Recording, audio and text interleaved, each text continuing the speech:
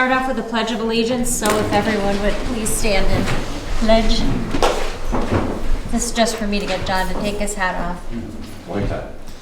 I pledge allegiance to the flag of the United States of America and to the republic for which it stands, one nation, under God, indivisible, with liberty and justice for all.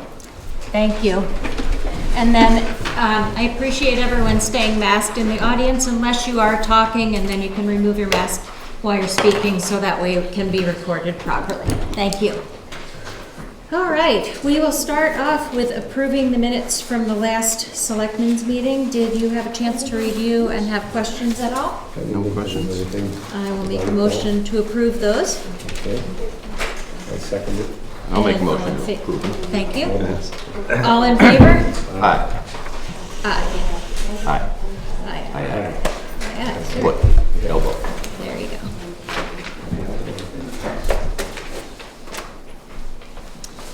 Is Burr here? There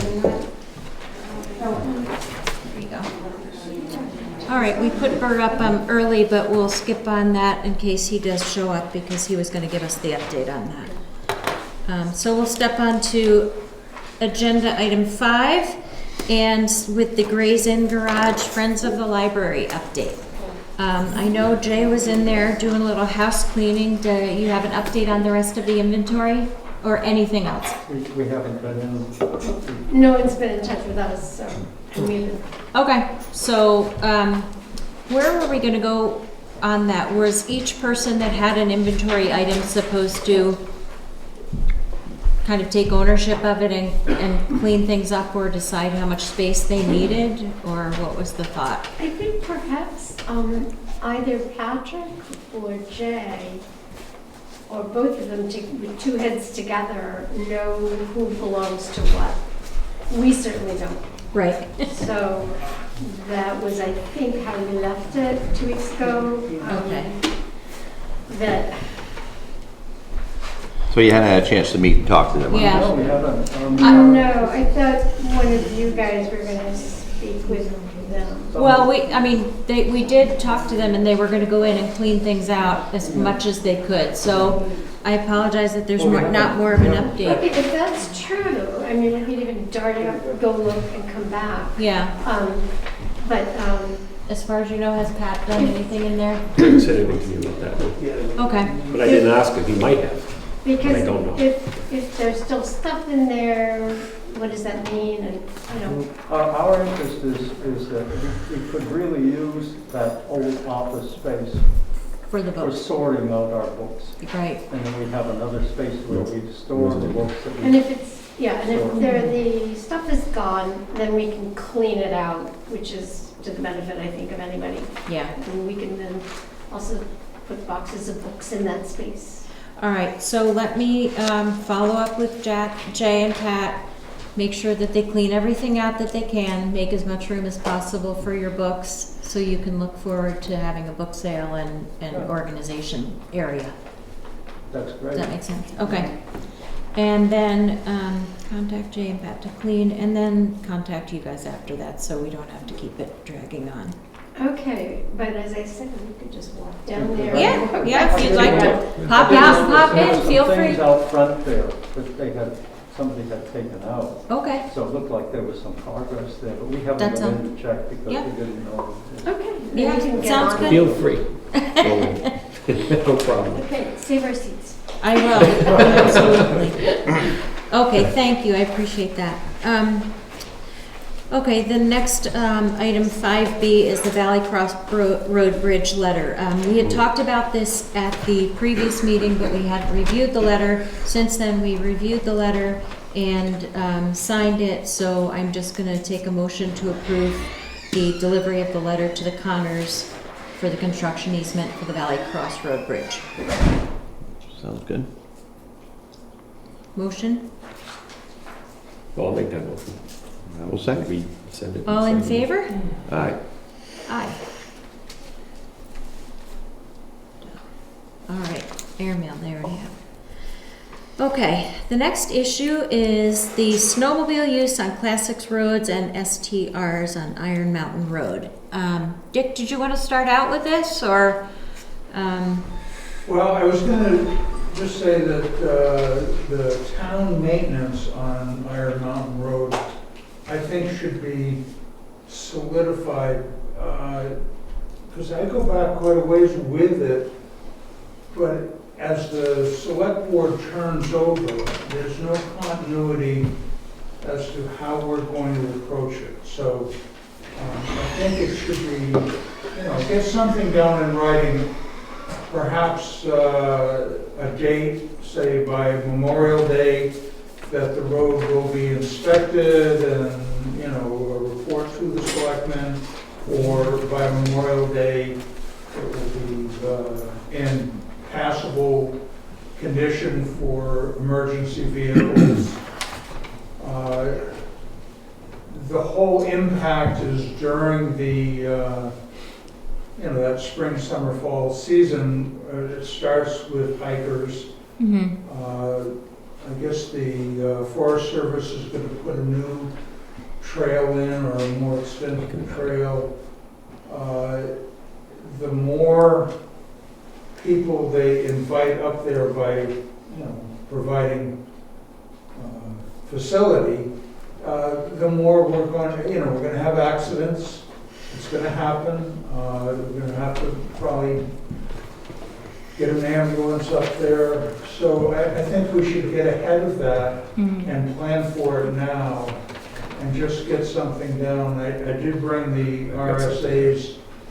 We're totally legal. It has been voted, I think it was 2009, the road was voted an emergency access lane. That's right. So we can do seasonal maintenance on it. We don't have to plow it in the winter. Right. We don't have to widen it or whatever.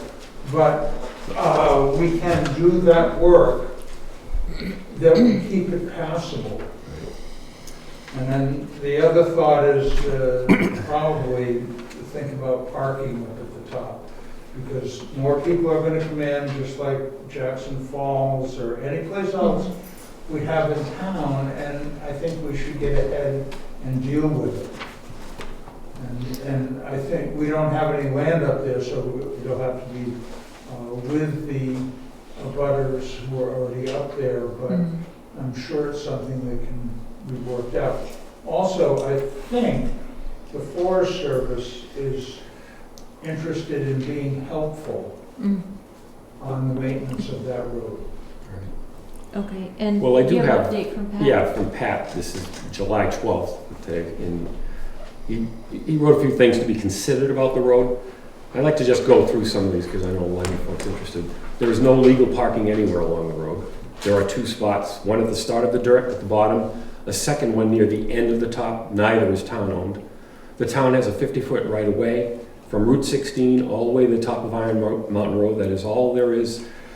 That is all that there is the 50 roads. There are no turnarounds or white spots in that thing, okay? Dates are a tough thing to implement up there. I just want you to know that they're concerned, they're doing things, they're going to be doing things. Once there is any snow or ice on the road, we don't travel up there for anything. We all know that. It all depends on the first snow and the last thaw. Then it needs to dry significantly before anything heavy can go up in the spring. So we have to be patient when we get to that time of year to start working on that road. It's very hard to grade the road. You just can't take the grader up there and grade like you do on Dundee. It's narrow and it's steep. There is very little workable gravel to grade with. Since I have taken over the roads, we go up every couple of years with the grader. Have you folks noticed that the work that gets done? That we do go at least 2 times a year, but usually 3 or 4 times with the York rake to smooth up the best we can.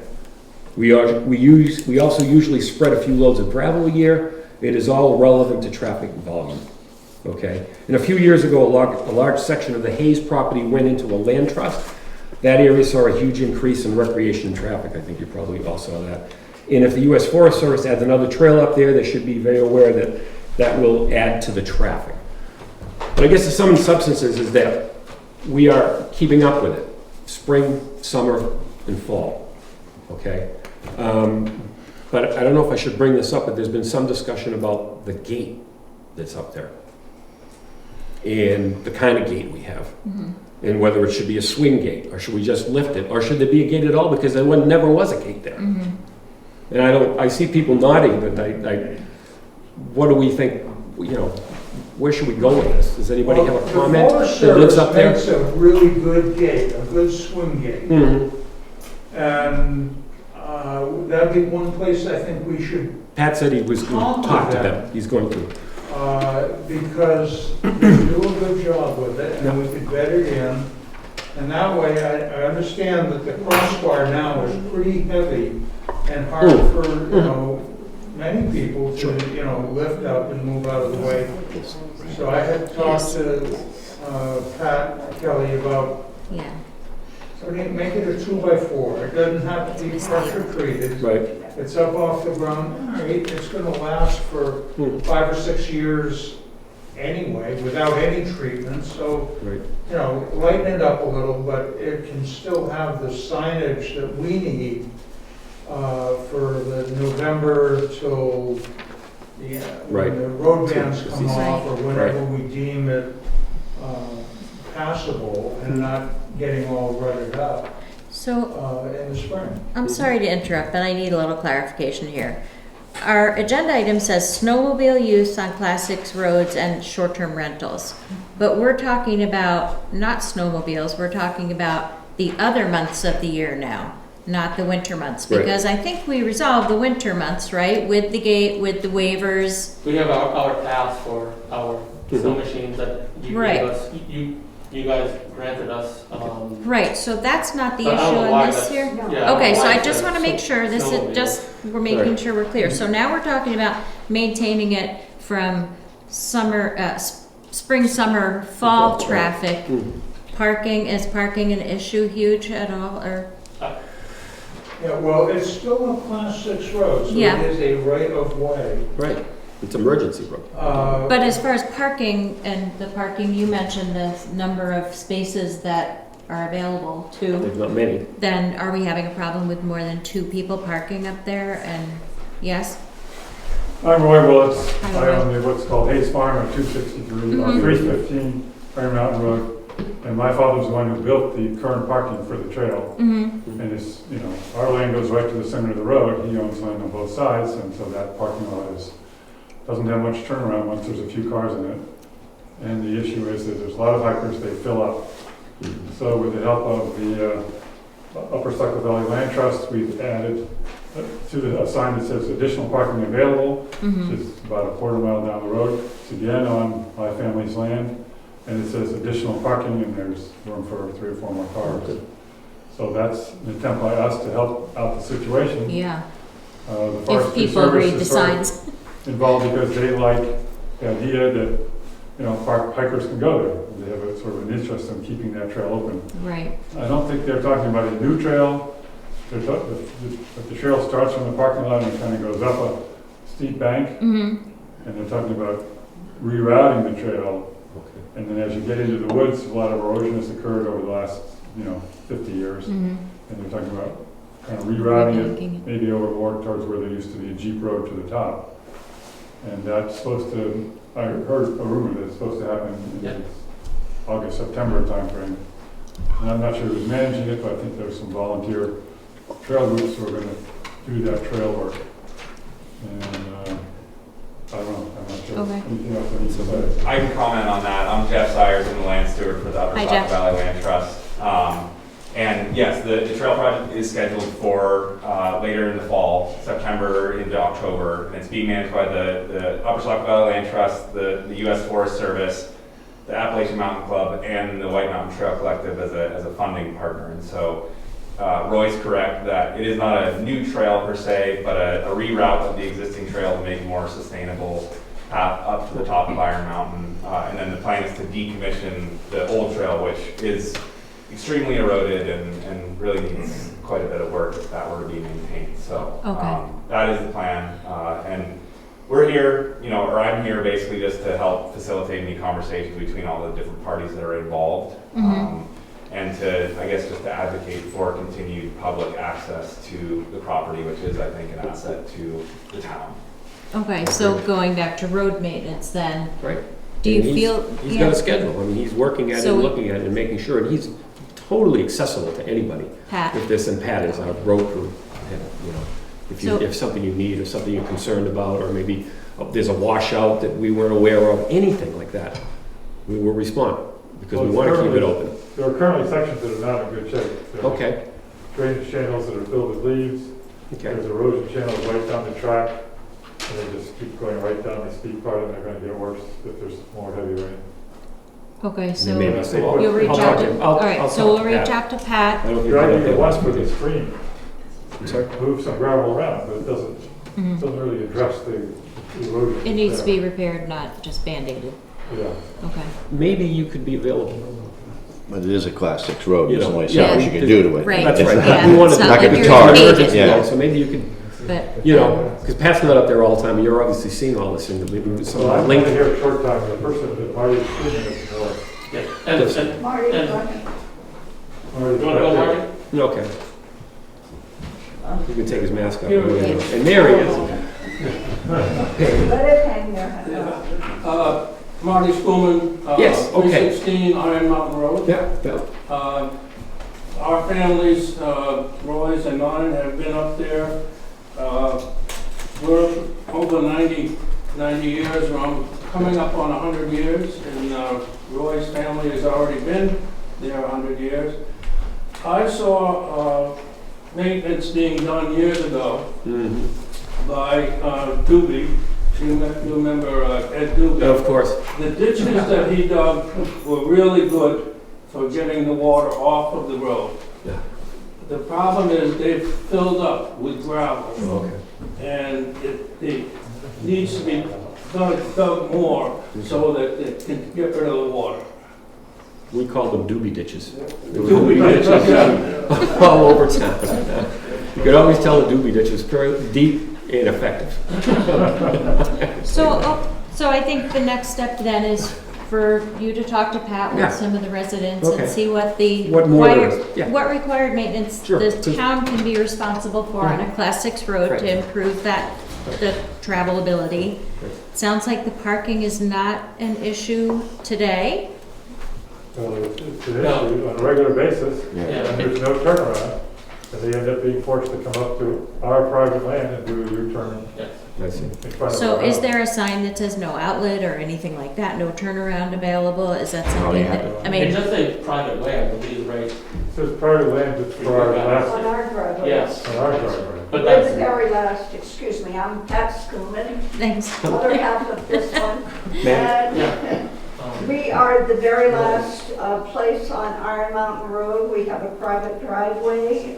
Well, it's not so private. Yeah. But it is, many people have to use it to turn around because there's no place else to go. I don't think we're gonna build it. I don't, yeah, And during the summer, sometimes, last summer, we had cars parked 5 in the parking area that is available, and before Saco Valley put up all the signs, we had them all the way down to our driveway, probably another 12 or 14 cars, kind of pulled off into the weeds and whatever, which is why the second area has been opened up, and Marty has been plowing and mowing that to make it more available for people.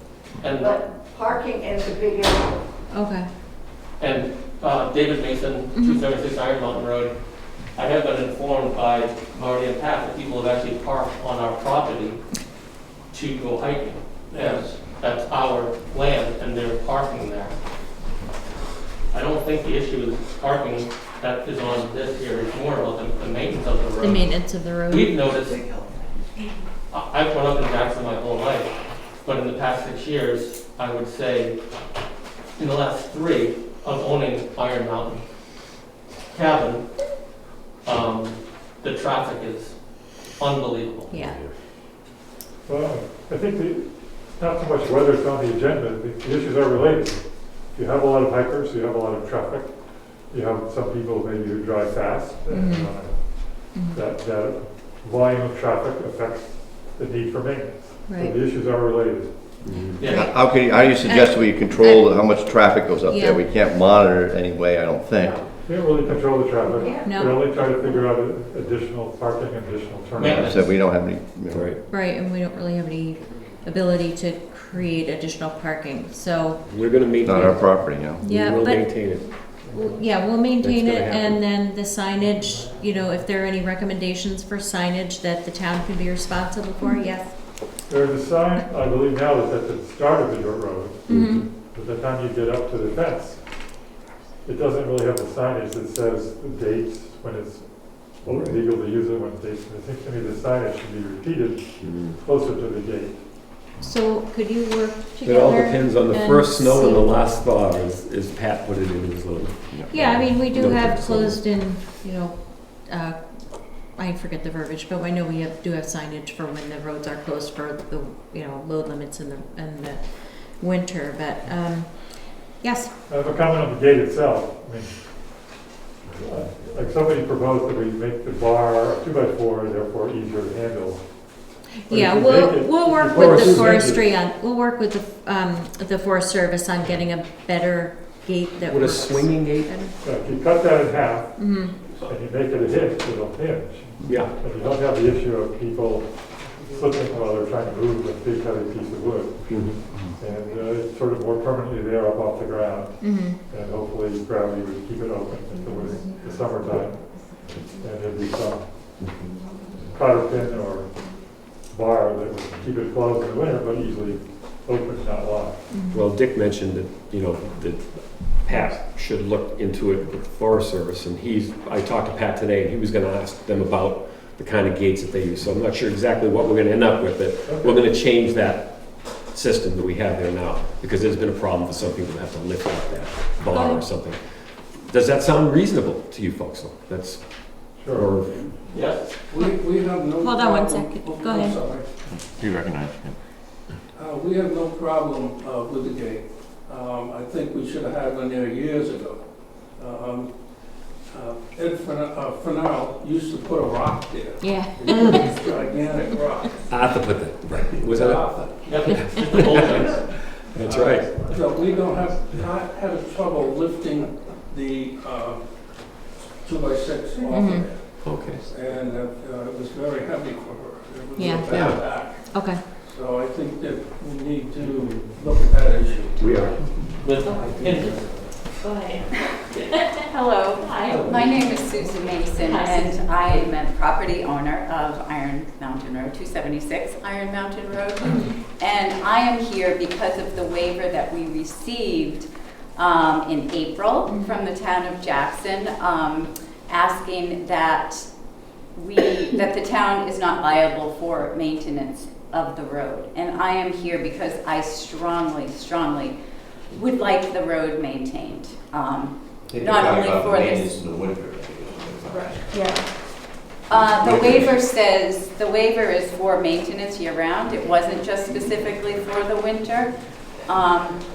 And I have a copy of it here if you'd like to look at it. But I'm not looking for it to be maintained in the winter at all. Right. You know, so that's how this whole thing started, Yeah. was from the April meetings and the winter and summer, Mhm. and then it got very convoluted. So I am here to express my opinion that I really would like to see the road maintained. I did not purchase property, you know, to not have access to my property. I want to have access. And in the wintertime, that is a different issue, and I believe that's why the gate was put up in the first place, Right. to deter people in the wintertime from driving up there. Snow machines. Exactly, because this winter, there were so many cars Oh, yeah. Right. that Well- drove up there, that got stuck, and it was an issue. because of being online, they would Google to hike up Iron Mountain, and Sure. we stopped a couple, and they had their phone up, and they was like, oh, we're gonna drive up, and we're like, no, you can't. Yeah. Like, this is a not plowed road, and they were thankful that we stopped them, but unfortunately, from our Zoom meetings over the winter, they would get stuck and then call the police department and other people to try to rescue them. And I know that AAA won't even answer a request to get unstuck off of Iron Mountain Road. And Google Maps won't change that. Well, that's the hard thing, is that there's too much, yeah, there's too much connection with people using their phones, and it's a great drive to see Mount Washington. Sure. So they're going up and down repetitively, 40 cars a day, Yeah. and that's where the road gets deteriorated, and it's hard for us. So being a classic road, again, we'll do what we have to do for maintenance. We'll look at the waiver as well to make sure that it clarifies that the road maintenance is for the year, and make sure that it says what it needs to for the winter months as far as you having access to your properties that are on Iron Mountain. For the purpose of parking and signage, if you have other recommendations for us that we can adhere to, we would be happy to do that. Maybe not tonight, but give it some thought. And if there's more, we don't want more signs, but if there are better signs and we could teach people to read them, that would be awesome. But if there are better clarifications on how to tell people not to go up the road and make it not as accessible. And then the third thing is we'll work on the gate and make it so it's something that is workable year-round for what we need. Yes? So I'm glad we're having this meeting. I'm glad you're hearing from all these different landowners. And Yeah. Dick Bennett had a meeting with some other owners a few days ago, and the letter was delivered to you. I guess I'm puzzled by you wanting to send us another waiver when I would like to have you send me a letter summarizing your intent based on today's meeting. We can definitely do that. It'll be in the minutes as well, but I'm not talking about sending a new waiver. I'm talking about making sure that the current waiver is clear, that it says road maintenance through the year, which you're saying it's just the winter months. I can give you a You can copy. fix it. The waiver was to give the owners permission to maintain the road in the wintertime. And that's how Peter kind of put it to us. Thank you. Well, there were some odd things in there about people sending their children down the hill to get on a bus, which had no bearing on my lifestyle being in the summer and having no children. So it was a very odd document In the waiver? in the waiver. So it's similar to the waiver that we give to people who build new houses up on Iron Mountain Road, and our lawyer prepared that for us. And it's just so that people are aware that a Class 6 road has different rules than every other road.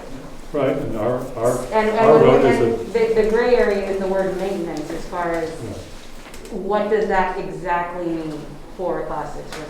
But the agreement that's been in place for 33 years is that it's a Class 6 road with this sort of unspoken agreement that additional maintenance is going to be done. So But it's specifically in the, it's emergency lane maintenance. Yes. Which is actually right in the book that Dick has, and it's out of there. It's not just random maintenance, because if you do too much, sure. it'll change the classification of the road. Sure. So But item 1 here on the waiver says, the town neither assumes responsibility for maintenance, including snow plowing, nor liability for any damages resulting from the use of Iron Mountain Road. There's nothing there that says that clause applies to 5 months of the year. And that's where I'm saying Assumes that no responsibility for maintenance. and that's where I'm saying we're going to clarify it and make Okay. sure it states what the intent actually is. And just to be clear, when this all came up in the Zoom meetings, I had asked, is the waiver that we are going to receive, because we asked to have permission from the town to snowplow, right? To have the road plowed up to the Forest Service road. Right. And that was where this whole issue started. So you granted us permission because you wanted us to have access to the road. And then you said there was a waiver that would come out. And the waiver that we all received had nothing to do with just plowing. Right. It had everything to do with liability, everything to do with the town just kind of saying, you're on your own up there. And I asked the question, will it be different than the building permit waiver, which I was asked to sign at one point when we had some issues, and we did not sign that. Again, I do not want to be liable for hikers, for people, traveling up there. It's not what I signed up for. You know, I understand it's a Class 6 road, and I understand there are limitations around that. And so when we received this, I was very, very disappointed, and I believe that the letter that the Schoonmans dropped off is basically asking the town to say, yes, we're hearing, I'm hearing you say you will maintain the road, and that's great. So this waiver should really be null and void, in my opinion. Let me read item 2 on this waiver. The owner agrees at his expense he shall be responsible for maintaining access to his property. I'm at the end of the road. I'm supposed to be responsible for the full maintenance of a 1 mile dirt road? That's what that says. Access for you No. to, you know. I think what they're trying to say is if you want access, that it is up to you to do that maintenance. Plowing is considered maintenance. I think the word We're talking about maintenance is we're talking really, about maintenance. really Right. gray. Hold on. Maintenance, summertime maintenance, I'm responsible. It says, that this waiver says the town has no responsibility to take a screen and drag it up and down the road and fix the drainage and clean the leaves out of the drainage. town totally of Well, that's why I'm here today, is to see if we can Hold solidify on. Yeah. One at a the time. seasonal maintenance. Yes. See if we can get that down in writing, or, you know, I don't need a gentleman's agreement, because that gentleman could pass on and we don't have an agreement anymore. So, and that's, I mean, as the town. So let's get it in writing, but it is seasonal that the town will do. Sure. If you want to drive up to your property, it is up to you. We're trying to allow, I think, some of the property owners towards the bottom that wanted to plow that section. Okay, we're gonna allow that. Okay. But that's under their But dollar. that's Oh, their yes. business. Which Absolutely. we've been doing for Absolutely. years. Understood. Yeah. Understood. That's what we're. Well, that's what we're just referring trying to get Yeah. this into words and writing so that there isn't a disagreement. Okay, I'm I'm not, I We're don't not think we're trying- expecting to have them do summer maintenance, correct? There's no summer maintenance that's implied there. No, No, it's all No, no. just winter plowing to access your property. That is on your responsibility in the winter. Correct. I Okay. appreciate you saying it. That is not what the waiver says. I don't, And that's, like I think said, we need to that's clear what up. we're gonna That's what we're clarify, gonna clear so up. that's my to-dos for this meeting. Okay? Any other issues? Any other comments or issues? All right.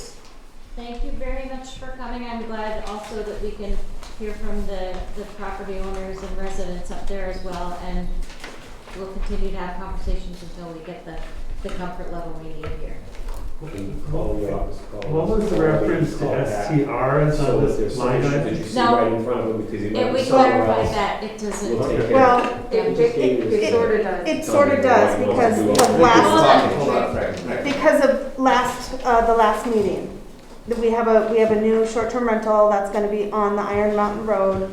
And so you guys kind of want to discuss how do we Because right now. How do we manage that? Like, So right now, the permission to use snowmobiles to get up there is only limited to owners.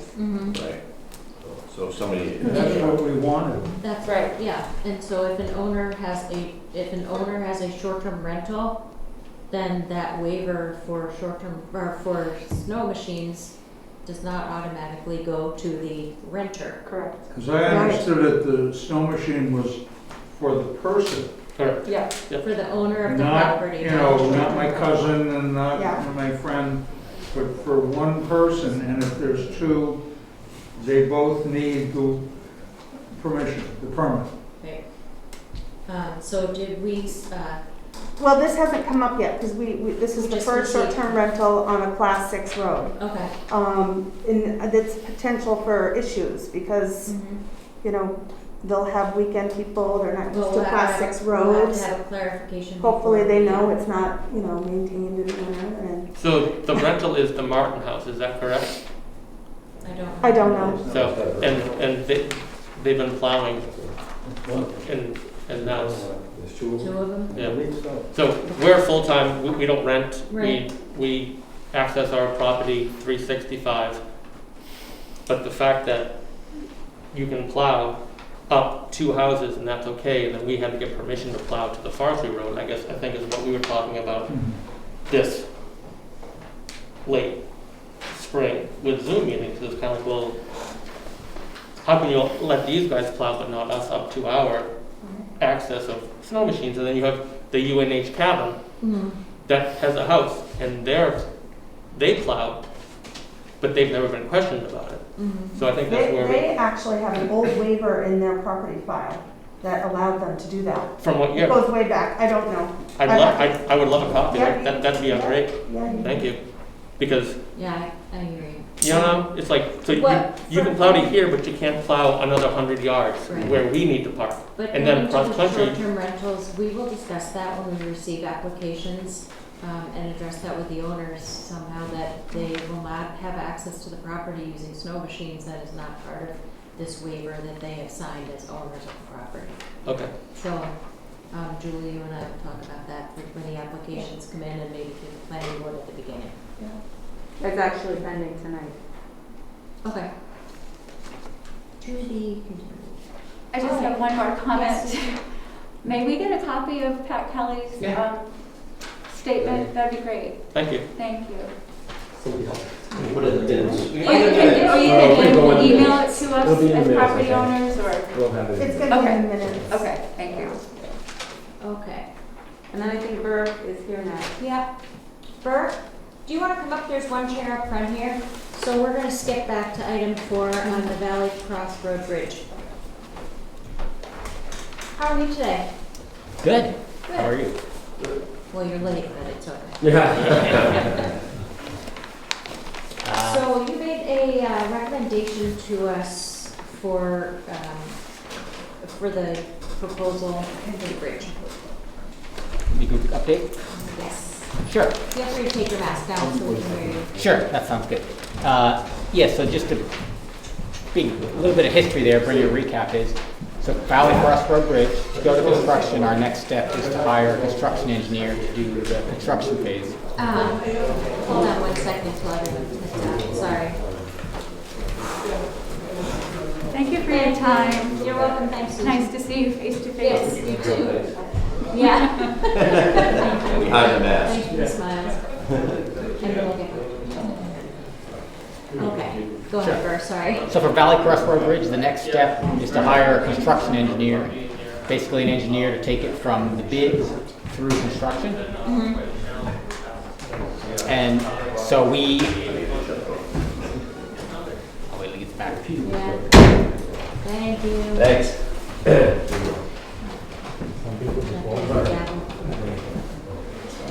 Okay.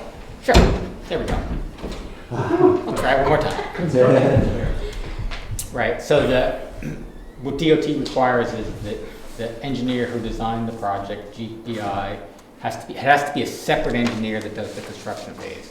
And their process is you have to go out, invite contractors based on to submit qualifications, and then you select the most qualified one, and then you negotiate a fee with them. That's the process that's required for DOT in order to get their 80% funding reimbursement of it.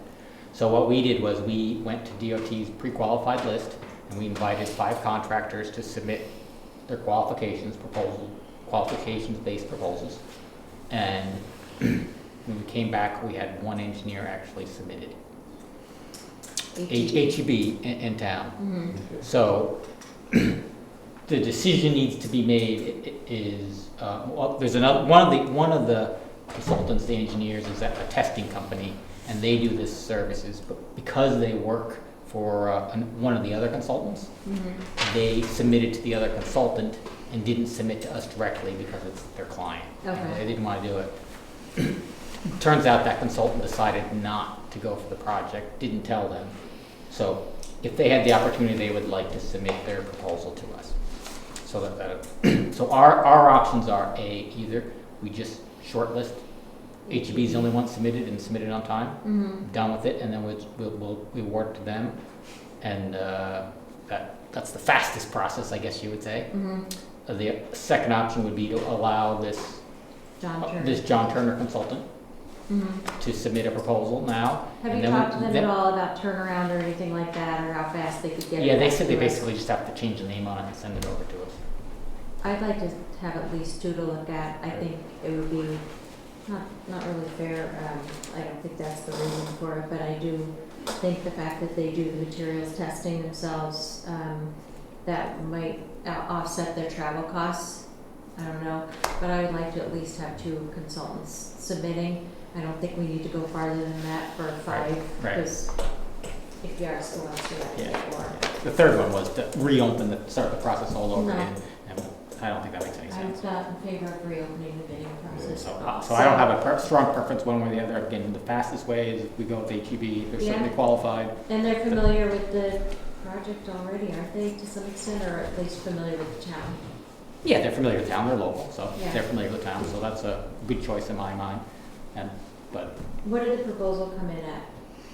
there's again, you can't look at fees. So you're only Oh, going to that's select right, 'cause it's just based on qualifications. Once you select who you feel is most qualified, then you negotiate a fee. If you can't negotiate a reasonable fee, then you reject them and they're done. And you go to the next one and you try to negotiate with them. Yeah. That's the DOT So, TBS process. I don't know, what are your guys' thoughts about the second one coming in with the redirect? Well, Burr, what do you think? I mean, they're reliable people that were possibly wanting to get involved. Yeah, I think both of them are qualified. They're on DOT's pre-qualified list, so both of them are qualified. Okay. I mean, again, you have the advantage of HEB being 15 minutes down the road, so if you need something in a hurry, they're probably there. And then maybe you have the advantage of the other one that they're going to do the concrete testing and they're going to do the materials testing. That's sort of. Where are they at? I think it's down in southern New Hampshire. I don't remember the towns, like is it Milton or somewhere down that way. I mean, I want to keep it moving, so I don't want to spend another month for you waiting for a proposal. Yeah, they'll submit quickly, and then so if they submit quickly, then what we're required to do is to do a scoring sheet. So we have to review the proposals and score and decide which one we think has the highest score, and then we can interview them, which DOT encourages. We don't have to, but they encourage us to interview them, and then we ask DOT for their blessing to award to them. Then we start negotiating fees. Okay. It's a little bit of a process, but. As opposed to just taking HEB now and getting it going. Yeah. But you don't think it'll take long to get it? Yeah, the other one I'm sure we can have in a couple days or something like that. That's they said. Let's go through that scoring process. Yeah. And if we just do HEB, we don't have to do the scoring process because we only have one. Right. How much longer would that delay the process? Would you think? Probably, well, it depends on how quickly we want to do the scoring ourselves. So if we do the scoring in, I don't know, 2 or 3 weeks, something like that probably. And then also that's more of your time, correct? Right. For scoring and stuff like that, so. Yeah. I think we'd probably use a similar scoring sheet to the scoring sheet that we use when we select the GPI. So we could just get together and go through them. Oh, time is money. Yeah, I assume go with HEB, get things moving, because it seems like this is. It's a year late already. It's a year How long late has this been already. on the agenda? Oh, well, over a year because of COVID and got delayed too, so. All right, then, I will take a motion to go with HEB for our proposal and start fee negotiation and all the other fun stuff that goes along with that. Okay. I'll make that motion. Make that motion. Second, and all in favor? Aye. Aye. Right. HEB it is. Thank you. I appreciate it. Thanks, Bert. We'll throw on some clothes. I'm freezing just looking at you. I had to turn the air on, I know. I'm glad you wore a sweater. Okay, we are moving on to 5D, procedure for short-term rentals with 30 rentals per year. Mr. Terry, welcome to the meeting. I guess there's been some discussion on why we grandfathered that in, or How are we going to, monitor it, monitor that? Yeah. and enforcement, the big E word. And I apologize, we'll get back to you guys. That's fine. So, I'm sorry, let me get to my pages here.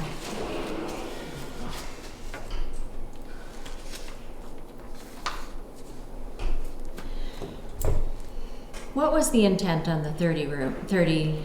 The intention Rentals. of the zoning ordinance change for short-term rentals was to ensure that people who owned a property in the residential district who had not previously been renting as a short-term rental, we would not increase the numbers that would be full-time short-term rentals. And not full-time was assessed by the group. We debated 25, 40, 20, 50, pick a number, but some number less than all the time. 30 was chosen as a number that seemed reasonable for folks who were going to use their property as a short-term rental, but it would prevent someone who's probably an investor looking at a property in Jackson to say, I want to use this as a short-term rental property. As we all know, folks have been renting properties in Jackson forever. And most of those rentals up until the last few years have been to family, friends, or, they've been not 60 rentals a year or 80 rentals a year, it's a few. And so we wanted to maintain the ability for folks to continue to be able to rent their property as they needed, but not to make it a full-time business. And that was the logic behind it. It puts us in a special class when you look at, there's investment organizations or people who recommend whether you should invest in a property for short-term rentals. It puts us in a special class that says don't purchase here. Because your income is limited based on. Right, your opportunity in Bartlett or some other places is better. And that's really what we're looking to do. We're really not looking to totally limit somebody, but to prevent somebody from looking at their property as a full-time business in the residential district. And what makes it confusing How do you for us? feel that's working? Yeah, but I think one of the things that makes it tough is somebody can do a weekend rental or a 2-week rental, and we have a real heck of a hard time tracking that down. I mean, unless the people are going to come forth with this information. Well, the question is, how do you track it? And how do you determine that? That wasn't our problem. Oh, okay. we You just threw it on us. And threw it over the transom and said, it's all yours, guys. But realistically, you're offering out a permit. And the permit that you offer out for a property that hasn't rented previously is one that says you need to comply with this requirement. For most permits, there's some expectation that you'll comply. That could be, it's like most compliance processes. We normally expect people are going to do the right thing. On the other hand, there probably needs to be a process in place that ensures that that is the case. We only have, I think, Julie, we have 3 or 4 that have just come up recently that are in this category and that qualify for this kind of review. And to be honest, I don't know the best way to do that. Could you ask people to do that? Yes. Could you have them sign a form that says that they will comply? I guess we need to talk to our legal folks to see what kind of requirement we could insist upon, or what mechanisms that we might have that would enable us to ensure compliance with the permit.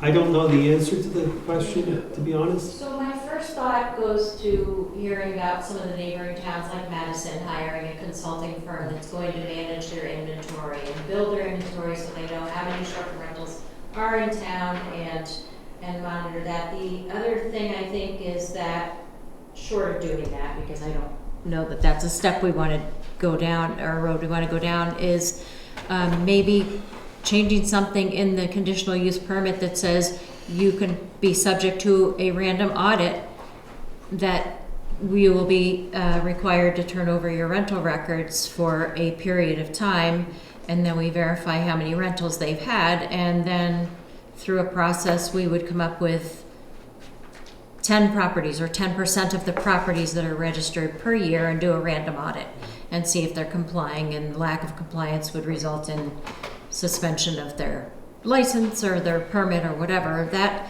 is just my first blush. I don't know if that legally would hold up. If it, you'd have to certainly not be, it would have to be truly random. So I don't know how you would do that, but the data is available. I mean, yeah, it is. The data is available. The data is available regardless of how you do it. If you're direct with the state with room and meals tax, you have to report every dollar that you receive in. And so now you don't have to report the frequency or how many you did, Right. but you have to report your dollar volumes. Mm-hmm. Airbnb, in fact, we've seen for some of the permits that we've said yes for accepting the application, they actually have provided a printout coming from Airbnb that says bang, bang, bang, bang, here are the rentals that I have done. And it's a report coming off of their relationship with Airbnb. So it's available, the data is available, I guess, is what I'm saying. It depends on it. For 100 short-term rentals, how much administrative burden would that put on our office to? Again, this only applies to, we have Yeah. 4 so far, I think, that we've received in that this would apply to. Because it's the new ones passed. Because these are new, Yeah. and ones that we've had have all been in the past. So the expectation is this is a handful, and based on the number of new sales of properties in town, and the percentage of properties that you're probably looking in the next 5 years, maybe 25 properties. Right. So that burden this is not 600, this is not 100, this is, I'm estimating probably that's probably your high end. So when you say you're going to even do random, I mean, random for 8 properties is one. That doesn't sound reasonable. It sounds like it would make more sense to create a process, one that suggests that they would need to comply with some reporting process to continue their permit.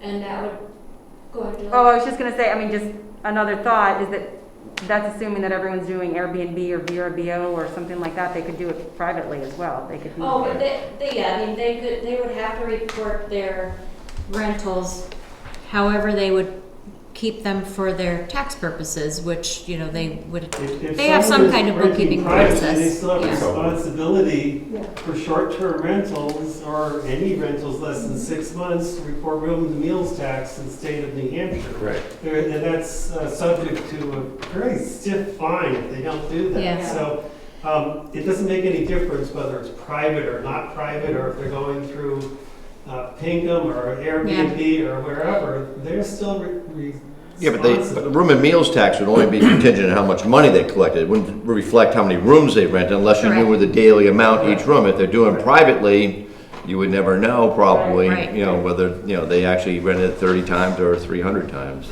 Yeah. Right, but let's be realistic. Everybody has a rate per night. Yeah. Everyone has a percentage of that rate that they have to pay for room and meals tax, and somebody can do some simple arithmetic. But if it's not on Airbnb, you may not know that rate. That's what I'm saying. If somebody's doing it, I charge her $50. Excuse me, no. All you have to do is divide by 0.9 to come up with the rate. You come up with the amount. The thing is too, that is assuming that people that are registered 100% of their income that they receive from short-term rentals. So you can have your buddies that have been up here for 10 years and they have half of the nights, and then your Airbnb and VRBOs and all those have the other half. So there's some kind of honor system. You're always going to be, it's not going to always be fallible. But I think that if we come up with some kind of required record keeping of how many rentals they have, it doesn't even matter the amount of money. We don't care about the amount of money. It's the number of rentals they have for the year. Right. And it would be based on I would think a year from when their conditional use permit is granted. So we would have a rolling calendar. It wouldn't be all at once during the year. And we'll have to come up with some procedures on how to get them to report that. Yeah, because we're going to be approving these few, and it would be nice to have that information to send in their approval letters. Right. Of what we're going to expect from them as far as their annual reporting. And being that this is just coming up, Yeah. it's timely. Yeah. Yeah. You know, this whole process, I'm reminded that we just had our first live meeting. Yeah. And it's the first live meeting we've had since this zoning ordinance was passed. So, you know, we've not been in the business all that long. The requirement for the 30 rentals, we haven't had that many incidences of it in the year and 3 months. For us to get the first grouping just now suggests that it's going to be a small volume, but it still needs to be looked at and understood, and it's like any process. And John, I think this is what we said in the meeting the other day. You create something and you're not going to catch everybody doing everything. Right. There's always going to be the bad apple, but you're looking for a process that makes it easy for people to comply for the most part. And if we can do that, then that's the best thing. We set a process that allows people to do the right thing. After our meeting on last Thursday, I went to look to see some of the listings, and what I found was many of the listings are exceptionally respectful of the zoning ordinance that we have in here. And they say, no events, and, you know, this is 6 adults max, and, you know, no noise, and this, you know, no fooling.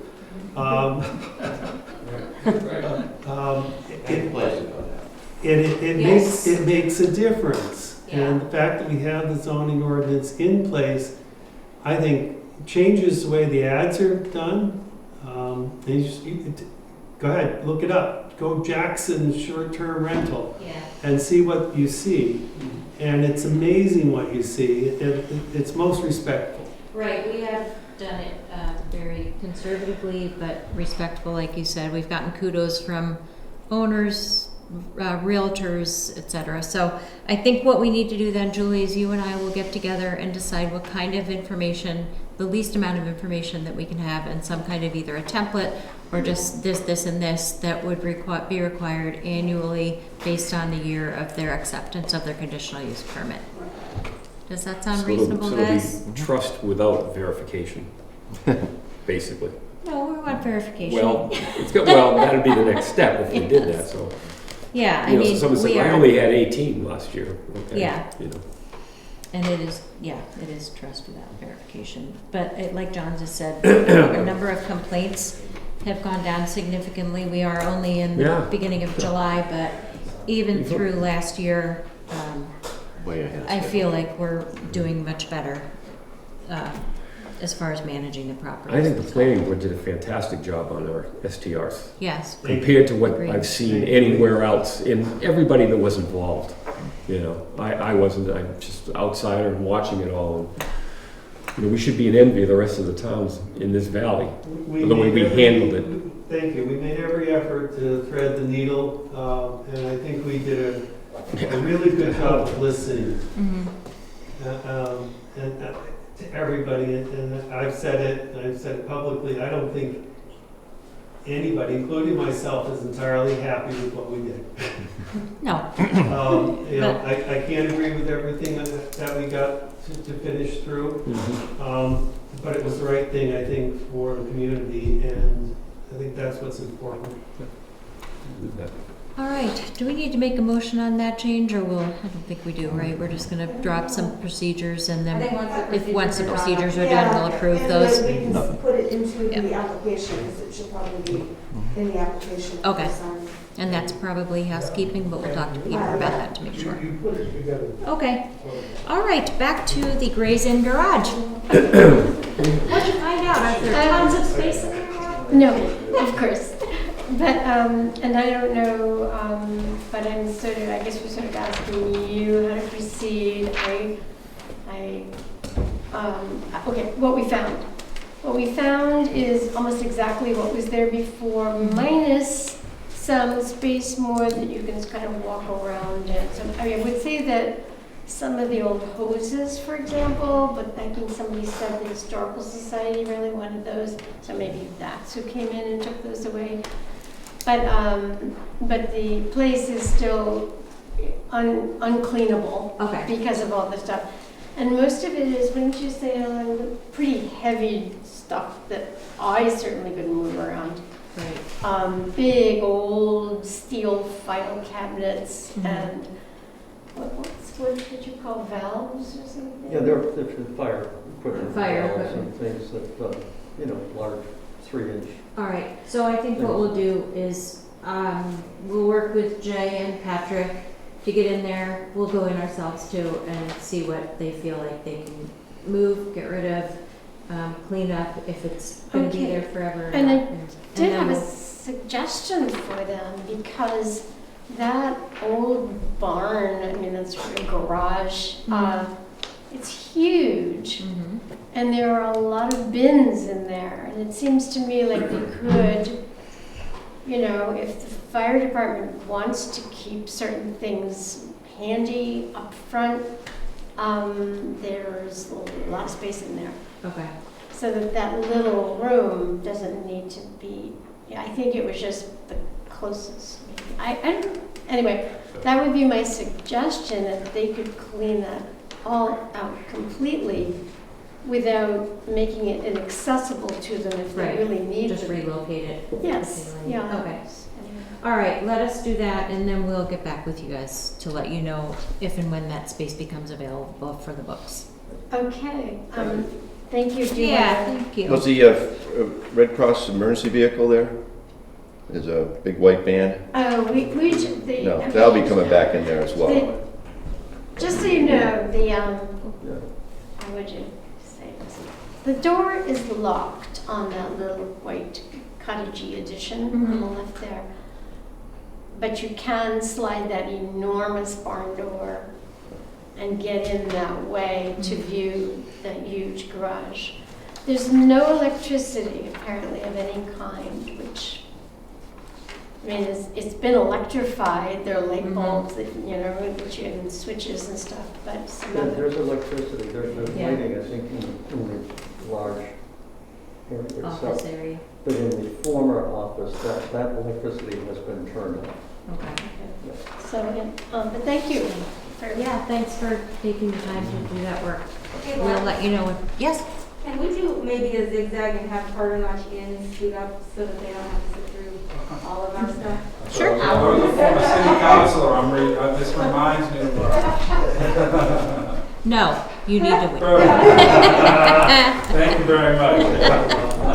All right, so we are gonna jump down then. There's no policy update. Okay, we're gonna jump down to the Carter Notch Inn discussion under number 7B. Hello. Hello. So I'm Keith. I think most of you guys know me, Keith from Top Notch Vacations, and this is Mike and Dale, new owners of the Carter Notch Inn. Hi, congratulations. Thank you. I guess we're just kind of looking for clarification on why we're not considered an inn anymore. Yeah, I think maybe too, I could maybe preface it by saying, you know, both Dale and I have been coming up for 20 plus years, had properties, different properties. I've always looked at the Cardinal Inn as an iconic, beautiful inn. I think first saw it when we came out of a cross-country trail about 30 years ago and sort of fell in love with it. We also ski with a lot of folks like John Isaldi, folks from town that we've known for a long time. And we actually heard about this from Chris Bailey, who said, hey, maybe you should take a look at you guys are looking at buying a piece of property, maybe you look at the Jackson Inn. And so we went over, we took a look at the Jackson Inn.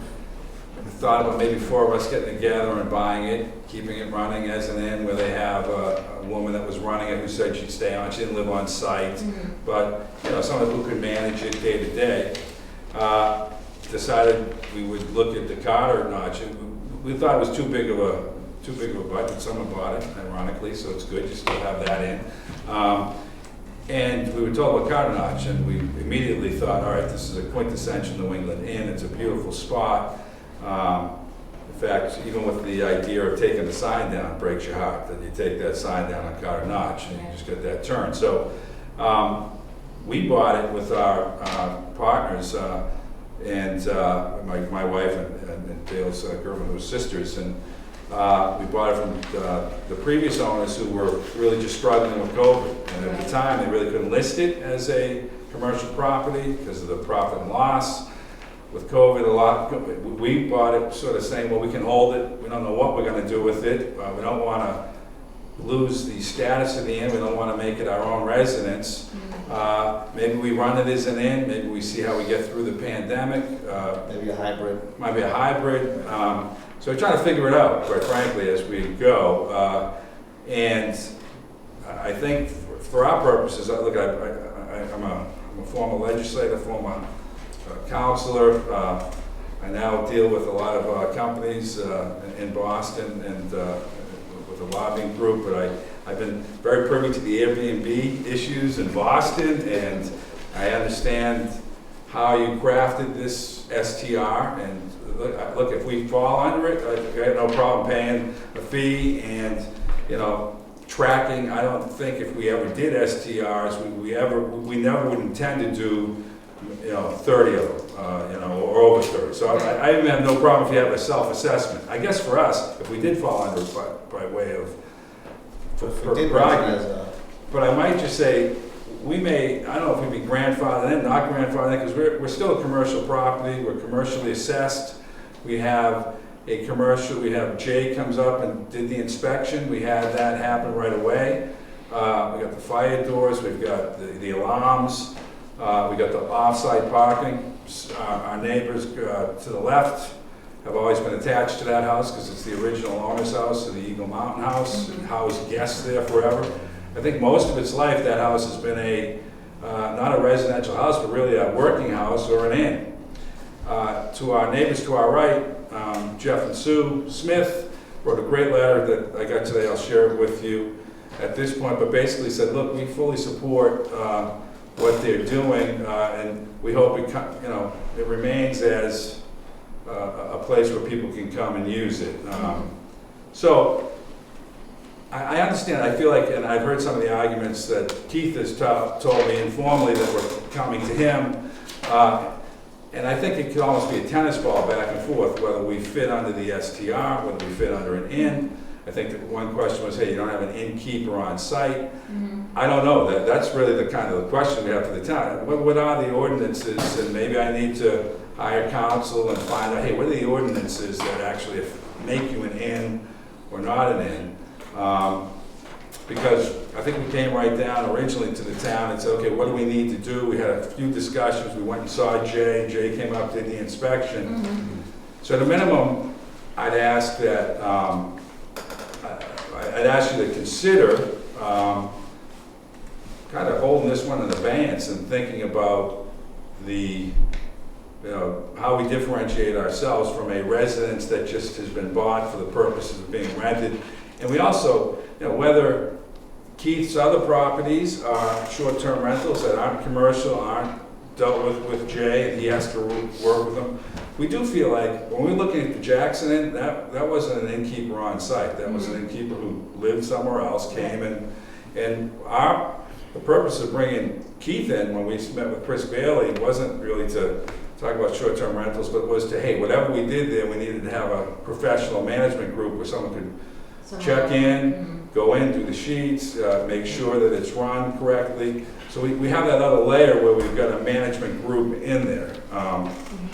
So we're not a big conglomerate coming and gobbling up properties, and I think our property distinguishes itself. And then the flip side is you have I believe, and again, I'm not in New Hampshire County, I'm a lawyer in Mass. I believe that there's only a period of time before these old inns won't be grandfathered. You lose your inn status, and then you'd have to fall under the new guidelines. And I think it would be really difficult to have anyone else come in and, if our inn status is declined, say by the town, or you don't see us as an inn, to get that inn back up and running, I think with ADA, other issues that come up would be prohibited. But that's another argument that could be made.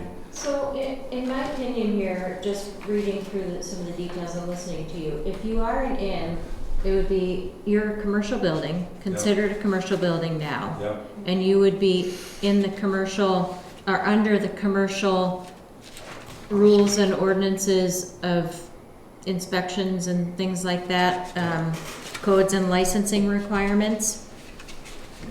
And Well, that's the problem is, on the assessing card, it was purchased as a resident As a note. in the rural residential area. so it isn't a commercial property now? Well, it's in the rural residential area. For them to be an inn, you have to be living on the property. And I don't think, are you living on the property? I don't think it. Hi, George. I'm not sure that that's the case. If it is, Well, there's other. This is from Jay, because he said that they choose to continue operating as a room and lodging occupancy, bed and breakfast, then the Jackson or zoning regulations, they need to live on premise for this to be allowed in the rural residential district. The only way a rooming and lodging occupancy is allowed in the rural residential district built after 1971 is through the definition of customary home operation. Dick Bennett is the expert on this.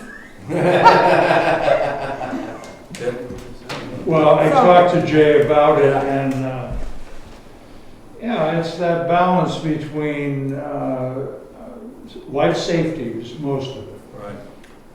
Right. If you're inviting those people in there, and something happens, you want to have someone lead them out. In other words, if there's an emergency, fire, how do you get the people out of there? So all these other inns have that? Oh, I think so.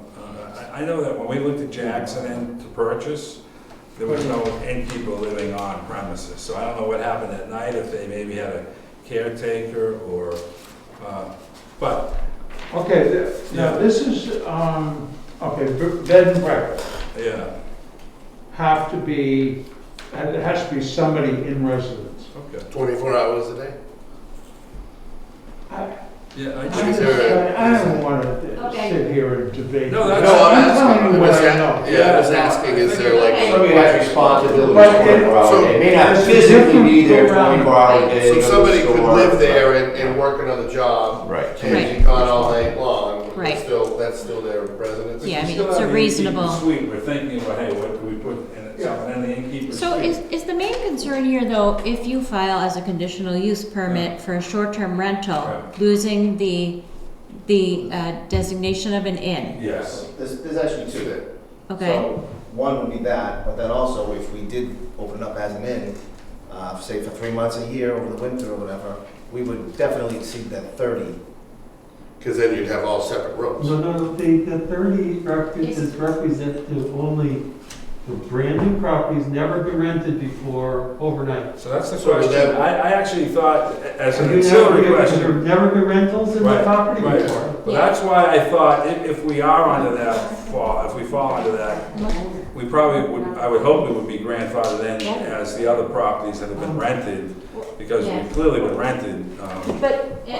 but that doesn't necessarily work, because if someone has just purchased a place, if they, what we've always told people is if they have not, if they can provide proof that they, the owner, rented prior to March of 2020, I don't know when you purchased it. No, it's not It's they. not the- It it's has the to do with the property. property has been rented prior to then. It A could be. conditional use permit is a It permit on the travels with the property, property. not the owner, so the. That's conditional- never what we've told people. Okay. No, that's Let's not go what we back were to that in a told. second. That's not what we were Do you told. have some comments to make as far as why? Yeah, there are a couple of things that are bothersome. One is that I don't know what the requirements are for an inn. Okay, other than I believe there's more requirements for an inn than for a short-term rental. But as a commercial property, there are certain requirements that you have to maintain in order to maintain your inn status. Those are set in stone. They're easy to look up, I think. And there's no reason that I understand, if you were an inn, why you can't remain an inn. There's nothing in our zoning ordinance that says you transfer a property and it was an inn, it can't be an inn going forward. It's a commercial property, and yeah, you purchased it maybe as a residential property, perhaps, but that doesn't change the nature of the fact that it's already being considered to be a commercial property. The designation for that in our zoning ordinance is such that if you stop doing something, there's a 6-year grandfathering clause in the zoning ordinance, sunsetting. So if you rent it as a residence, in fact, a call was made on this property to me prior to the purchase, and that's what I said to whomever it was I was talking to, I think it was a realtor, that our zoning ordinance is set up that it has a sunset provision. So if you're in the rural residential district and you have an inn, use it as a residence for 6 years, it's not an inn anymore. But that gives you 6 whole years to figure out what the heck you're Yeah, I doing. put an innkeeper in for a week, right? Run it for a week, I trigger a. Yeah, and I don't know what the requirements are for an inn, so don't ask me, I'm not that person. You have already requested, and we have already accepted an application, I believe, for a short-term rental on property. I don't think we put one in because we were still sort of trying to figure out what we. My recollection is we have seen one. I thought we saw one, but it was put on hold, but maybe. And it may have been put on hold. We got violated. No, they have not, No. they don't want to submit a short-term rental application because they're saying that they're an inn, that they shouldn't have to. And so, We saw an this is a application. silly question, but But is it's- there Yes. a prohibition between Pardon, not an in. inn being a short-term rental? I don't know. I don't think so. But I think if. Because if all it was an innkeeper and they wanted to do short-term rentals, it would be easy enough to, if the house rented the house for a week, to put someone on the property with them for Right, I mean, if that was the only thing that we were missing. Our requirement for the short-term rental is that we have a local contact for access to the property in case of an emergency or something like that. And a short-term rental does not require someone living on the property or an innkeeper or anything. A management company Yeah, would Bob was be- going back to the inn, like. But I'm if- just saying for the yeah. short-term rental side. Yeah. From the inside, again, not knowing what the rules and regulations are for an inn, except that you may have more strict regulations for, and Jay says that you don't need a sprinkler system and you don't have a sprinkler Right. system, but. Now. The inn is where you'd have pull stations. Yeah, we have pull stations and all that. So Yeah. that's a different parameter than a short-term rental. Right. For a short-term rental, you have to have the smoke detectors and That's- egress windows, but you don't have all the rooming and lodging regulations. So I hear you as going Yeah, back it's and just forth, a- you it's know, a you're Rubik's Cube. going, which Yeah, one, or maybe both. Right, I'm As you ready to said, a give you the hybrid. hybrid, whatever, Yeah, you sign up, I just don't want to trigger something that sort of says to the world, hey, This is a residential we've property. now gone from commercial, because we are still in the, I think we're still under a commercial assessment or I have under the car. Yeah, well, we saw the tax card. The card, yeah, it said something about purchased as a resident in the notes. And I think, did he change the district back to rural residential? Because you're technically in the rural residential district.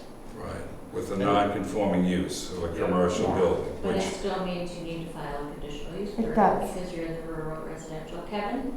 Can I ask how many people you can sleep in that building? yeah, there's, how many rooms? Nine rooms. I And think. then I guess if you total occupancy, if you're counting like the innkeeper's quarters and stuff, I think you got 18, 21. There you go, so you're over 60, so that's. Well, that's the potential, that's not what we're gonna, that's not what's gonna happen. That was- That's definitely an in my, well, it's room and lodging. Room and lodging. It's over not, it's 14. not a 1 or 2 residential home. Right. That's clear right off the bat. So And that I- falls under rooms and lodging, under fire code and the building code, that would be like an R, I forget what it is, residential. Would be an R2. I'd love to but sort of just say, That's an in. look, we're happy to do like a provisional application, happy to pay a fee.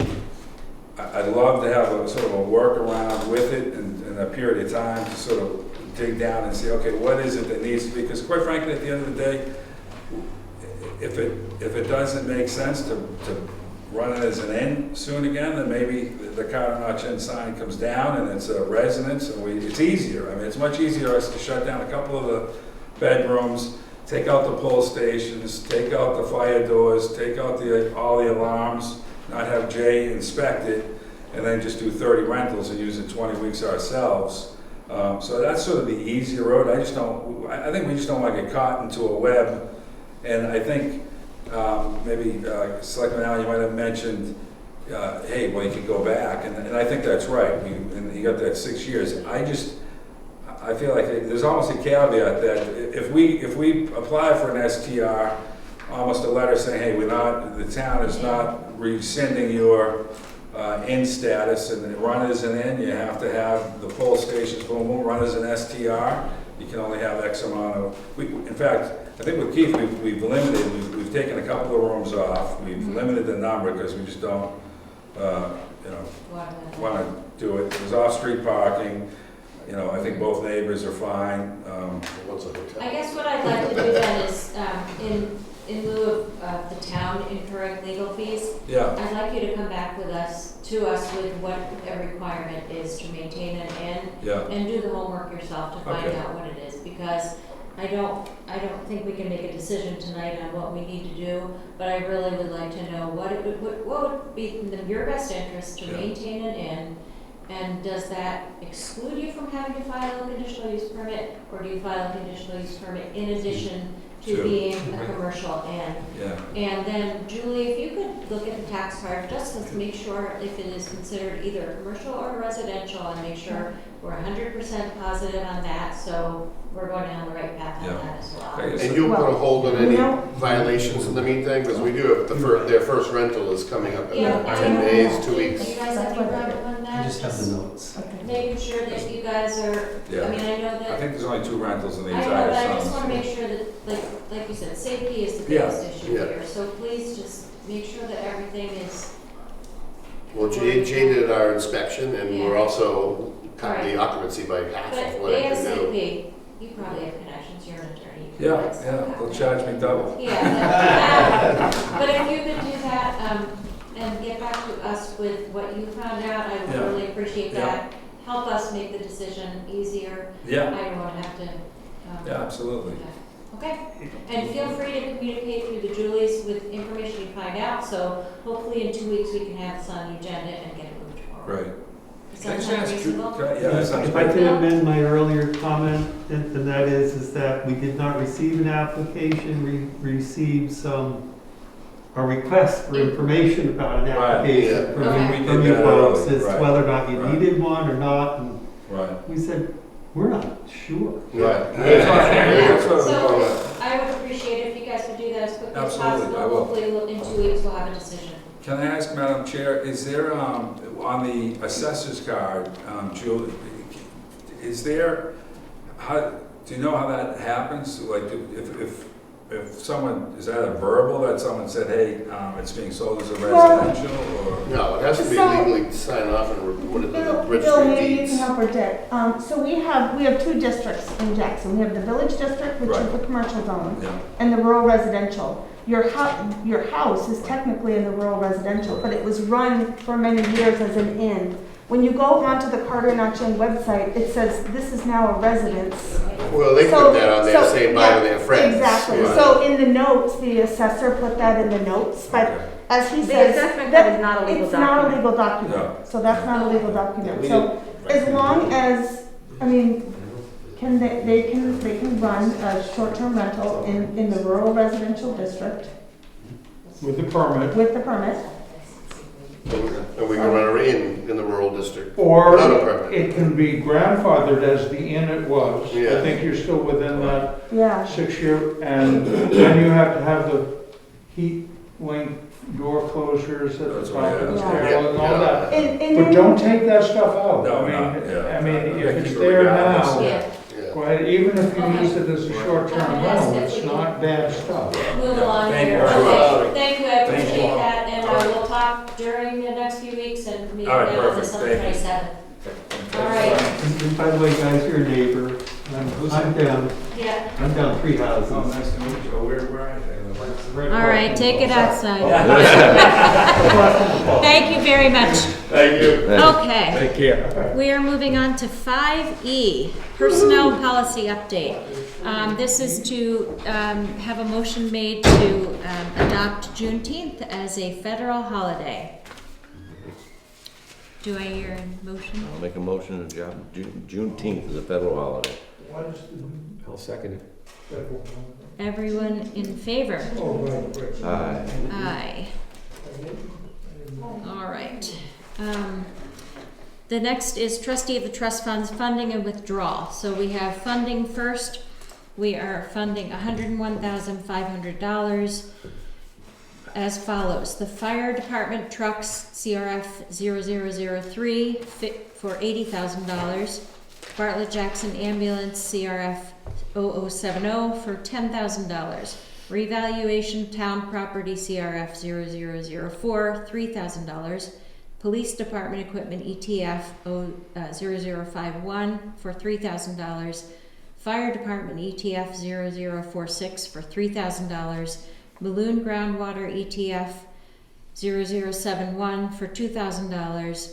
Town office equipment ETF 0047 for $500. I will take a motion to approve these, this funding. I'll make that motion to approve all that funding. I will second. All in favor? Aye. And in memory of B. Davis, I would like to say, yes, we do have to continue doing the Balloon groundwater funding. All right, the next is withdraw from the trust funds, and we are withdrawing $2,061.76 from the Balloon groundwater maintenance fund to pay their invoice 28547 dated 5/31/2021 to HEB Engineers. We are paying $597.60 from the Police Department Equipment Fund 0051, invoice 083295 to Ossipee Mountain Electronics, and $127.85 from the Dry Hydrant Fund 0049, invoice 21-0001047 to North Conway Water Precinct. And I will take a motion to approve those disbursements. I will make a motion to approve those mentioned withdrawals. Second. All in favor? Aye, aye. Aye, aye. All right, that is that. We have a cemetery lot agreement for $200 paid by Amy Whitehouse of the lot recorded in the records of the town and now standing in the name of G. Richard and Barbara Dickerson, lots 734A and B on the map of the village cemetery. And I will take a motion to receive these funds. Make the motion that we receive those funds. I will second. And I will hand this over for signature on the 13th day of July, 2021. And we'll sign here. And while you're signing, the next form we have to sign is a form to the state of New Hampshire DRA that we are not using Form PA 28, which is an inventory form that we're not required to use, so we're making an election not to use it. I'll take a motion to sign that form. I'll make a motion to sign that form. Was it the PA? PA 28. PA Yes. 28. It says we didn't sign a form. Says the form that says that we don't need to use this form. Part of the Paperwork Reduction Act. We need a second on the vote. All right, yes, I will take a motion on that. I will make a motion. And A second. All in favor? Back. Sign here, sir. All right, and next is a notice of intent to cut. And this is for Jackson R12 lot 55-1, which is on Adams Road. I will take a motion to approve this intent to cut. I'll make that motion that we accept this intent to cut. I will second. All in favor? All right. I kept the air conditioning on there before to keep everybody awake. Did it work? Freezing. You mean wear a sweater next time. That's why John wears a sweater. Please. Sign, please. All right, and while you're signing, the next is we received 3 requests for tax exemptions for solar exemptions. So one is from Marcello on 28 Deer Run, one is for Cantac on 585 Carter Notch Road, and the third is for Larimar Crudell on 16 Woodpecker Ridge. I will take a motion to approve these 3 solar exemptions as recommended by our tax assessor. I will make that recommendation. Motion rather. Second. And all in favor? Aye. And I think we have to sign these somewhere. Do we have to sign these on each back page? Yes, please. Okay. Oh, it's on that.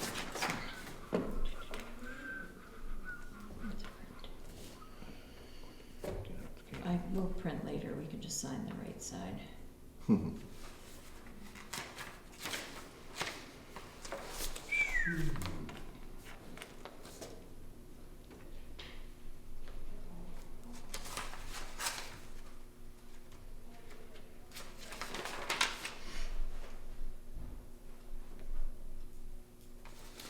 Sir, there's one on the back and 2 on the front.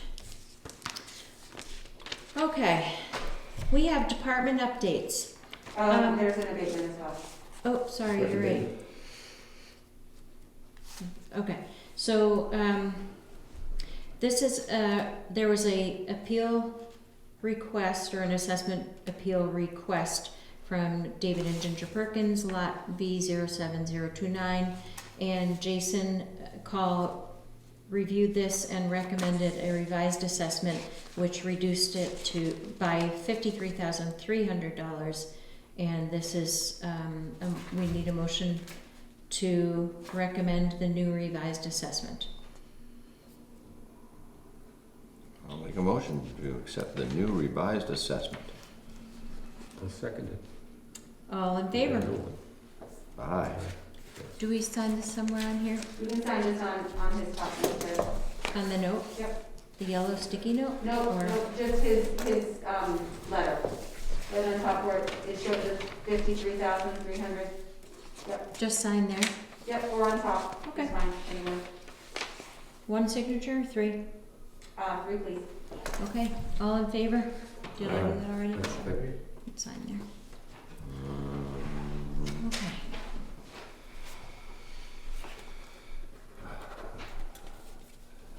Thank you. Switch.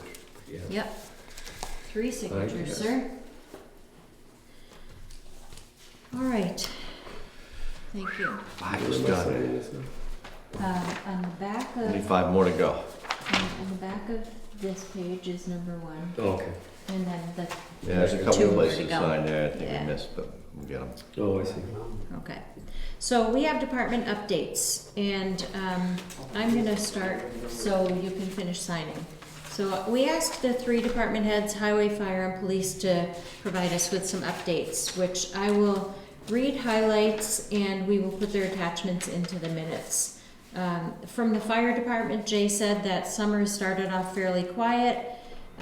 Calls around average, no major fires or car accidents to report. They have assisted Bartlett Fire with a few fires, and then Emily, the EMD, and Jay still get together every few weeks to keep up with emergency management issues. So what keeps him busy is the fire inspection of businesses, tents, oil burners, etc., occupancy permits. All fire apparatus and equipment have been serviced. Testing of air packs and ladders has been completed. Some remote training classes have been completed, and members are starting back up since COVID has passed, so that's encouraging. And then the new UTV has proven very useful, worthwhile to access to Tyrol and forestry calls. A forest fire training this year was extensive with many meetings before, and a live fire that the U.S. Forest Service invited us to was conducted and extremely valuable. 2021 budget is on schedule, no spending out of the ordinary, and just the wait time for some of the special items is still affected by COVID, but everything is in place where it needs to be. On the police department side of it, I'm not going to read Chief's full thing here, but this is a half-year update. So they're on budget. Officer Bark completed his EMT training, increase in travel post-pandemic, lots of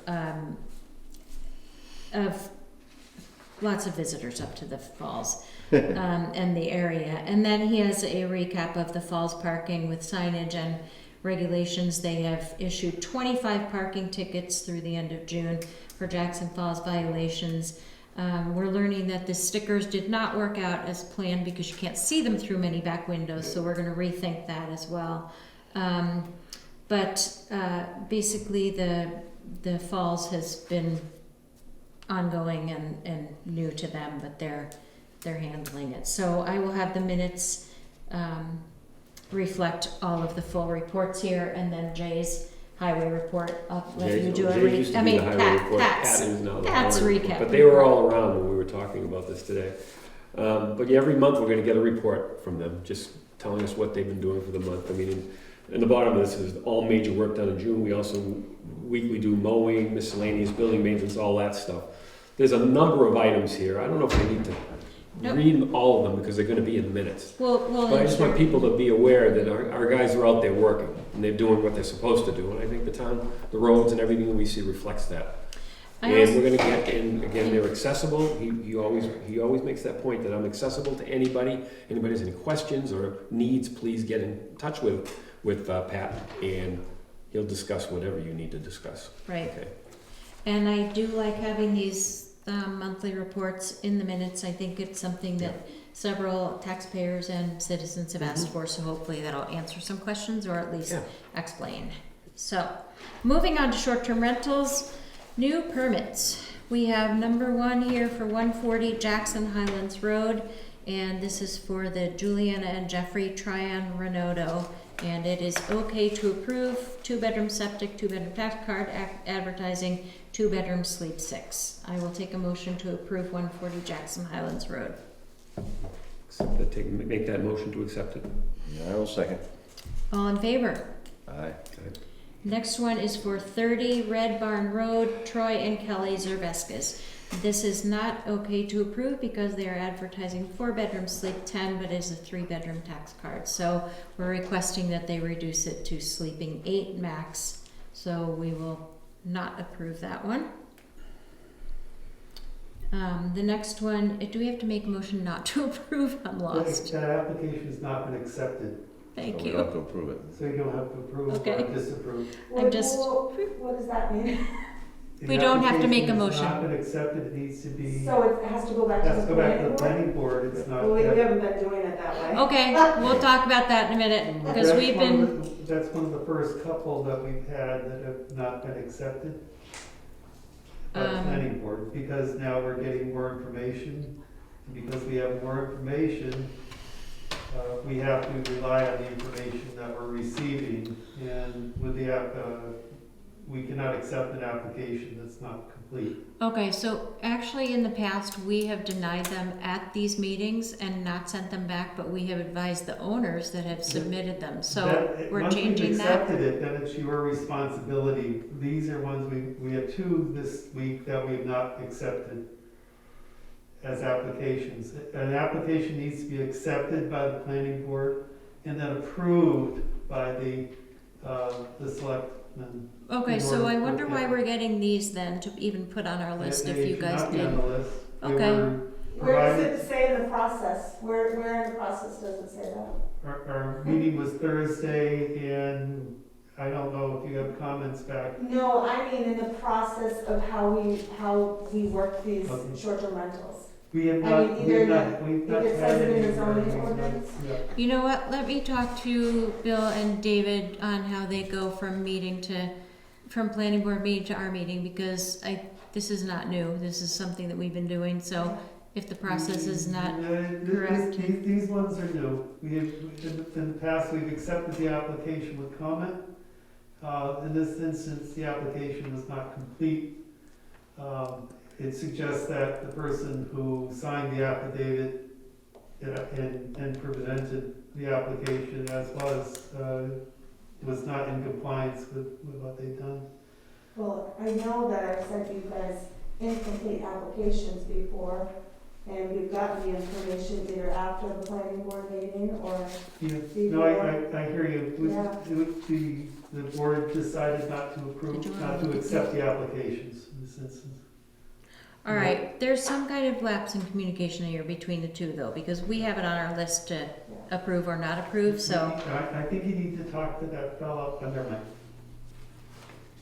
That other guy, David Campbell? You know the other guy. I do. I will talk to him shortly. Okay, so I'm not even gonna talk about the 3 that, well, we'll talk about them because they're on the agenda here. That one is not approved, and not accepted. So the next one is for John and Lorena Benieres at 258 Switchback Way. And this is for a 2-bedroom building permit. They're advertising 2-bedroom, sleep 6, so this is okay to approve. I will take a motion for that. I will make a motion to approve 258 Switchback Way. And I will second. All in favor?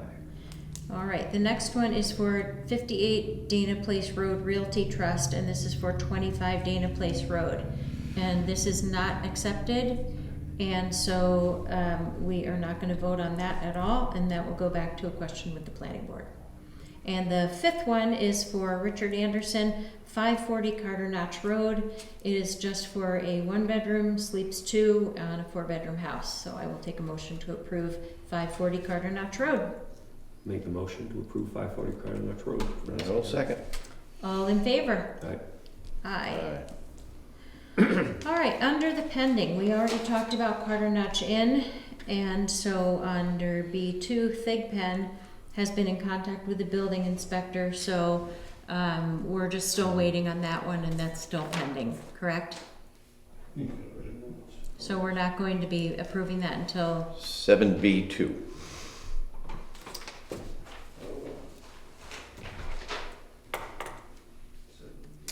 Thigpen? That's not the one on Iron Mountain, that is Iron Mountain Road. Oh, Iron Mountain Road. Oh, okay, hey, just a heads up on that. So Okay. I talked to basically the caretaker of that place. Someone's been taking care of that place for years. It's sold. Now the new owner has kept the same caretaker on.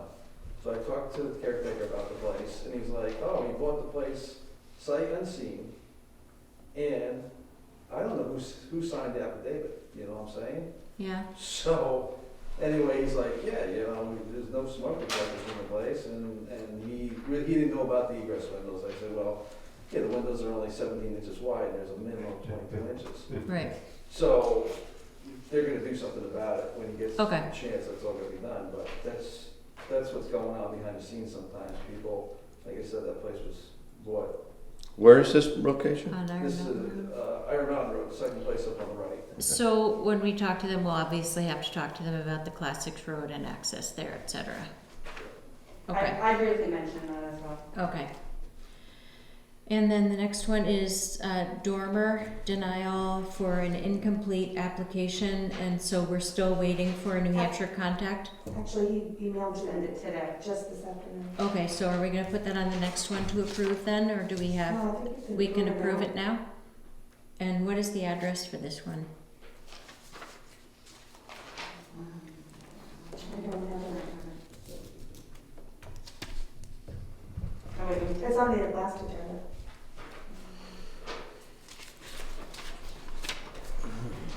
On the last agenda. Is it in the meeting minutes? Is it in the meeting minutes? Oh, it's on 61U02 Eastfield Road, Matthew Hardy Dormer. And so we have received a New Hampshire contact, so we can make a motion to approve the conditional use permit for that. I will make a motion for conditionally approve the dormer residence as an STR. Second. All in favor? Aye. Aye. Okay, and the Whites, which was Michael White at 551 Black Mountain Road, has changed his advertisement to a 2-bedroom sleep 6, so that is okay to approve, so I'll take a motion to approve that. Make a motion to approve it. I'll second that motion for White. All in favor? Aye. Aye. Okay, so those are approved. Dormer and White. Okay, under complaints, we have the Ellis River Village Association, and that was pending based on the fact that that is not actually a complaint for the short-term rental. That does go back to the Ellis River Village Association first. It's not a town issue, and Peter did verify that. So if you can just let the complainant know that that is not an actual complaint that will be filed. And the second is the Horrigans. They have not responded to me based on the advertisement of many more bedrooms than they should have on their virtual tour. So I will be reaching out to Kim verbally. I emailed her, but I haven't heard back. So we're trying to not get into a legal situation, but it's becoming more and more difficult as they don't comply to their conditional use permit. So I will keep you posted on that, but at this time it's still pending communication. Frustrating, very frustrating. Kevin, any comments about the building permits? There's a lot going on. Let's go through those one by one, all I right? don't think so. Take a little time. Yeah, I'm gonna turn the air conditioning on. There you go, yeah. But I think they're all pretty straightforward, what's listed there. Okay. A lot of generators, a lot of people. Yeah. Really? I saw that, yeah. Yeah, so. Must've been a sale at Lowe's or something. You know, we lost power for 30 hours this Yeah, winter, and right. it was an inspiration. You taking any vacation time off? All right, and then we have an approved driveway permit for V08 lot 222 on Middle Mountain Trail. Any problem with that one? No. Good to go. All right. Upcoming meetings, Tuesday, July 27th, which promises to be an exciting meeting. We have the fire station committee that's going to be presenting, and I'm sure we'll have lots of other interesting topics as well. No Zoom requirements. The next meeting after that is August 10th at 3:30, August 24th at 3:30. Do I have any public comments to be made? Yes, Mr. Bennett. Just if you would consider having the selectmen appoint a alternate to the planning board. I'll be an alternate, but I can't replace John if he does not attend. If it happens, I'm not saying it. Mm-hmm. But if it happens, then the planning board is stuck with just 6 people unless you appoint somebody to be the selectmen's alternate. The New Hampshire Municipal said you can't do that. You can't. New Hampshire Municipal said you cannot Designate. Designate a selectman alternate. According to the RSA, that's exactly what it says. I'm sorry. It's in the RSA. It's in the RSA. The alternate requirement is Not for a general alternate, for an alternate to Selectman step in, liaison, yeah, a representative. specifically as a selectman. You can be an alternate, but The you can't be a... RSA says specifically that the select board can assign a person. It has to be the select board that specifies that person is their alternate. And if that is their alternate, I can only have a board of 6 people if John does not show. If I have 4 alternates, I can't take any alternate and replace John. I will only. Why are you picking on me? I missed one meeting. I'm going to be there. Don't worry about it, all right? You are the designated selectman representative. That is a legal RSA qualified position, and you are the only person currently entitled to that vote. The RSA also says specifically that the select board, and you can read the RSA, it says. What RSA is it? It's right in the section that is regarding alternates. Okay, you know what, in We'll order check it to out. not, we're not gonna answer this tonight, we will Yep, put you it can on the check it next, out. I'll put it on the Yep. next agenda and we'll research and And- we'll make and that the motion. purpose would be that, You're not left in a lynch. you know, it would provide the opportunity, if the selectman's representative is not available, that somebody sitting in the room would be able to vote on their behalf. But only if you want to have that person. If you don't want that person, don't do it. Right. And it's your choice. Let us figure out But we first always- if we can have the RSA approved and then go ahead. No, we always need alternates, though, one way or the Yeah. other. I mean, Well, we, you yeah, know. and I believe you're already currently serving as an alternate. So, but that would, again, Designated just for me. yes, that would be the point. And check the RSA, please. I don't want to be in conflict with anyone here. It's what's in the RSA. Okay. We will check that out and then we'll call New Hampshire Municipal and read them the Riot Act if, that's a problem. All right, any other public comment? One more. Yes. I had a citizen who asked me to check into the possibility of, I guess we have to get a hold of the state of taking care of that little wishing well down here at the bottom of our driveway. It probably needs some kind of catch basin or something down there to get rid of the water. It's accumulated quite in the last 3 or 4 storms. Yeah, I hear you. It's, you know, wears away every year, and they try to repair it, and it just seems to be a patch job, and it's just not taken. So who But would? it's, that would be the state on that DOT side, right? inside, right? Are you talking in our driveway? Yeah, the Yeah. big wishing well down here. That's a discussion every year. Yeah, I know, but it's something that needs to be done permanently for it. I think it's just been patched and Can you patched work and with patched, Pat and to it's just contact not. DOT and get that remedied? That's our culvert. There's a lot of debate, we'll have to get into that later. Yeah, that's a state thing. It's not really Pat.